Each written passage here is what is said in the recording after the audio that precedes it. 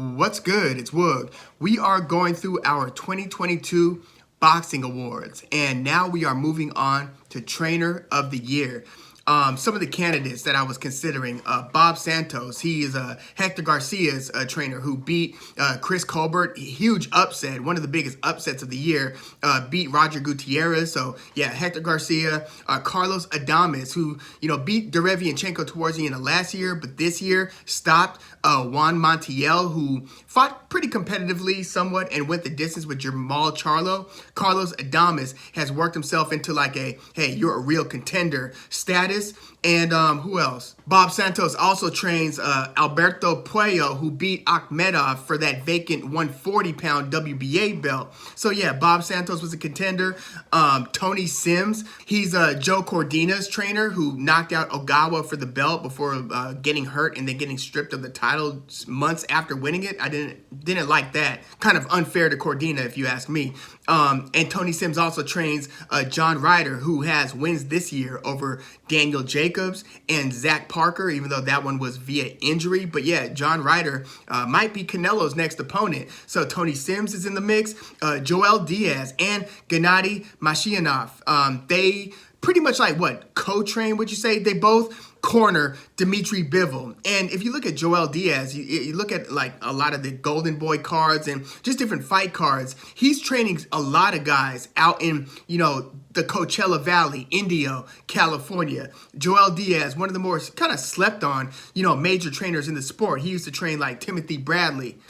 Ishmael Salas is one of the guys who I'm considering. He, trained Brian Mendoza when Mendoza just upset Jason Rosario.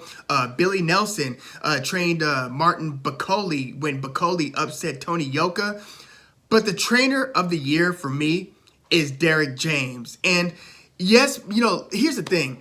If you're going to give Eddie Reynoso a trainer of the year for training like a very good fighter in Canelo Alvarez and also other very good fighters, whether you're talking, Oscar Valdez or for, some time he was training a very young Ryan Garcia, trained Andy Ruiz Jr., but only for like one fight, right? It was only the fight against Chris Arreola. But, you shouldn't get punished for training very talented fighters. So I don't want to see Derek James get denied trainer of the year this year because people are saying, well, look at the talent he's got. He's got Errol Spence Jr., Jermell Charlo, and now Frank Martin, who this year has beaten the likes of Jackson Mariñez, stopped him and gave Michel Rivera his first loss pretty dominantly too. He shut whatever Rivera was trying to do in that fight. He wasn't able to do it against Frank Martin. Martin basically checked all the boxes from a sweet science perspective to win just about, the vast majority of those rounds against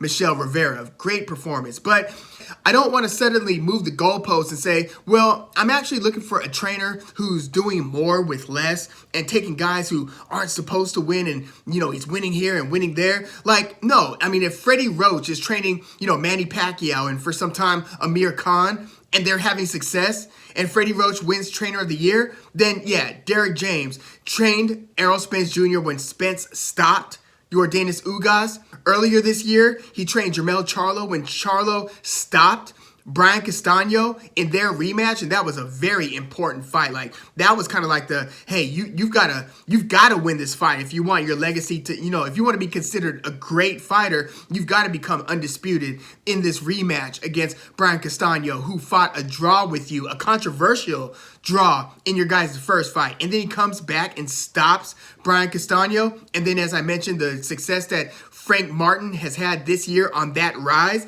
Yeah, Derek James training out of Texas. I mean, come on, man. Yeah, Derek James this year is the trainer of the year. Even if he is, working with unbelievable talent. Because here's the thing. I really think that unbelievable talent that he's training is actually getting better. You're seeing them incorporate more tools in their arsenal. And they have an approach where, even if you're not stopping the guy, you're winning the rounds and so forth. Like Jermell Charlo, I was astounded to see how he was using that jab and his movement and just doing more work minute over minute through the rounds against Brian Castano, to where, it wasn't just a, hey, he's got to hurt Castano or he's going to lose a round thing. No, he was winning a lot of those rounds in the rematch against Castano. So there was marked progress there. And yeah, Derrick James, my trainer of the year. But yeah, let me know your thoughts on trainer of the year for 2022 in the comments.